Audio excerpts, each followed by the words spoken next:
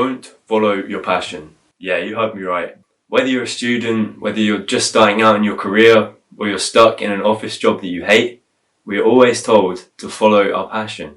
It might make you think things like, if I could just start my own business, or if only I could drop out of uni and trade cryptocurrency full time, then we would finally enjoy our work because, of course, if you love what you do, then you never work a day in your life.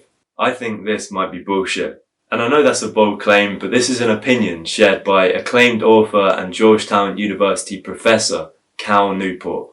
And Cal spends the entirety of his book, So Good They Can't Ignore You, trying to debunk the sentiment that we should follow our passion, and instead seeks out the reality of how people end up loving what they do. Just to clarify, I'm not saying you won't end up happy if you're chasing your dreams and starting a business orientated around something you love. It's good to have ambition and drive, and if you think you're capable of achieving those things, then go for it. I'm just offering another perspective here, and hopefully it'll make you have another think about your aspirations and how closely tied they are to your passions. But yeah, Cal Newport believes that this idea of finding a career path that intersects with what we're passionate about sets us up for disappointment. And there's a couple of reasons he gives as to why that is. The first is that many people, particularly if you're younger, don't actually have a predefined passion. And I know what you're thinking, I'm young and I already have a passion. Bro, gaming is not a passion.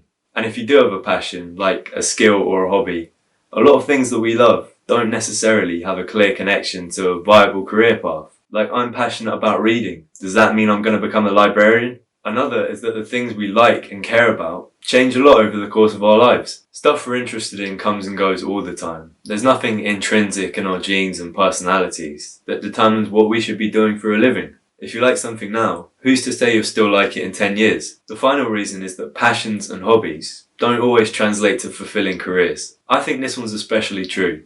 Just because you like doing something in your free time doesn't mean you should switch to doing it full time. Some people actually ruin their enjoyment of that thing when they do this. So if you've considered these three things, then you might have started to understand that trying to find our ideal career, the one that we think will fulfill us the most, does not always lead to that. In response to this, Cal Newport argues that it's not actually the type of work we're doing that leads to job satisfaction. No, it's the lifestyle that it allows us to live. And that depends on things like the amount of flexibility and free time that we have, the amount of independence, whether we can work for ourselves, and the amount of creative freedom that we're allowed to express. And once we understand that these things have very little to do with passion and apply to a lot of different careers, we can start to abandon the myth that there is one single job out there for us. There could be hundreds of roles we perform well in, but there is a condition. In order to have access to that lifestyle, we need to put the work in. Instead of thinking about what a job can offer you, start thinking about what you can offer a job. That approach is called the Craftsmans Mindset. This means pursuing the skills that add value to you. Never stop growing and improving. That's how you stand out. And it's not as glamorous as chasing your dreams, but from there, we can leverage our value to get what we want from our career. And the best thing about this is by becoming good at something, by building up a valuable skill, we are also building passion. Because passion is not something that's followed. Followed implies that it existed naturally, which is not actually the case with a lot of things we like.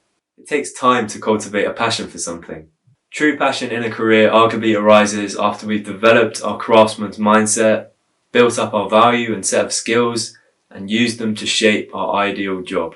As I said before, don't use this as an excuse to give up your dreams. Just be honest with yourself about what they'll take and maybe reevaluate what you think will make you happy. You might tell yourself now that pursuing another line of work would be more fulfilling, but it could just be a grass is greener situation. And maybe you haven't invested enough time into whatever you're doing now to be passionate about it. I'm also not saying to just jump into any career, because it's definitely something you should put thought into. Just don't feel upset if your line of work doesn't directly involve something that you're passionate about. It doesn't necessarily mean that you would love working in something that is involved in it. And it also doesn't mean that you can't build passion from the ground up in your current position. So keep working on your craftsman's mindset, and as Cal Newport says, be so good they can't ignore you.